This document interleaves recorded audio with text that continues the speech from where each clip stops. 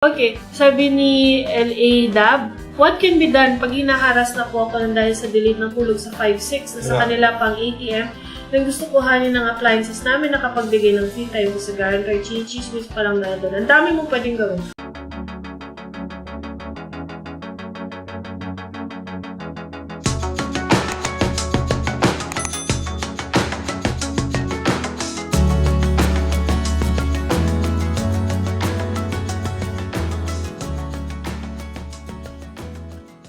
Okay, sabi ni L.A. Dab, what can be done pag hinaharas na po ako ng dahil sa delete ng hulog sa 5-6 na sa kanila pang ATM nang gusto kuhanin ng appliances namin nakapagbigay ng free time sa guarantor, chinichismis pa lang na doon. Ang dami mong pwedeng gawin. Unang-una sa lahat, si Duterte gusto niya na daw ipapatay lahat ng mga 5-6 kasi lalong nababaon sa utang ng mga wala na.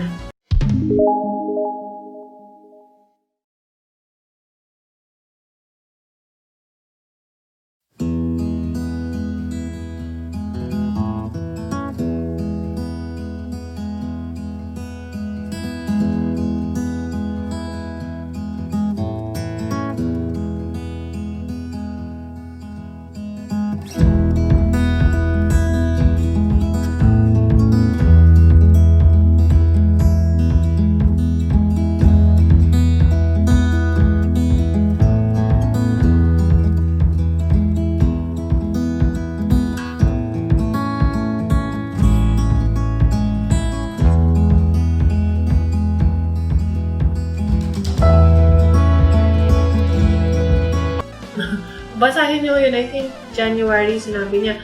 Gusto niya patayin yung mga drug pusher, di ba? Pangalawa dun yung mga 5-6. Okay, so paano ba yan? Kung ikaw ay tinatakot, di ba? Meron na silang threat sa'yo. Ay pwede mo na silang kasuhan ng isang criminal case for threats.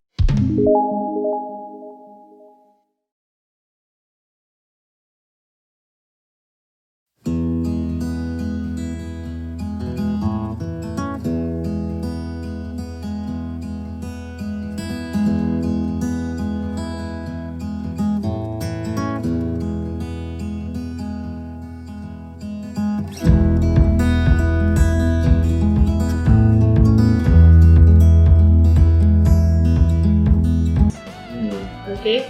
Gusto nilang kuhanin yung appliances ninyo. Wala silang karapatan. Court lang ang pwede magsabi na pag naisara na yung utang, di ba? At ito, kailangan mong bayaran. Doon lang pwede kuhanin yung appliances. Pag kinuha nila yun ay pagnanakaw. So, kung walang court order. Yes, kung walang court order. That is theft. Pag pinilit nila, robbery. Okay? Pag pumasok sila doon, at hinatak nilang gano'n, robbery na ho yun.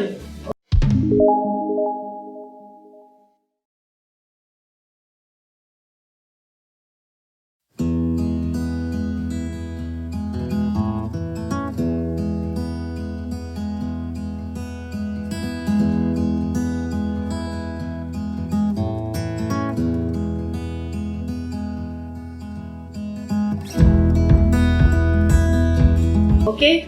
Nakapagbigay naman ng free time sa guarantor, chinichismis.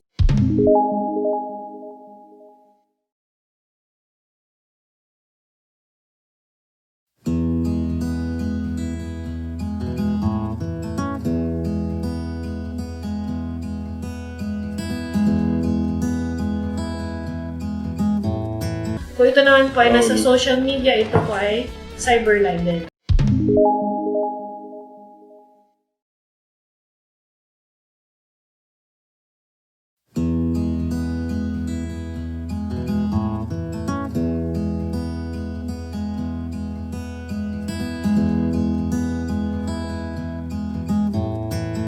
Okay? Ano ho ang gagawin ninyo? Sabihin nyo, bayad na kami, bayaran nyo na lang ho yung principal, konting interest ng 1%, at hayaan nyo na ho sila.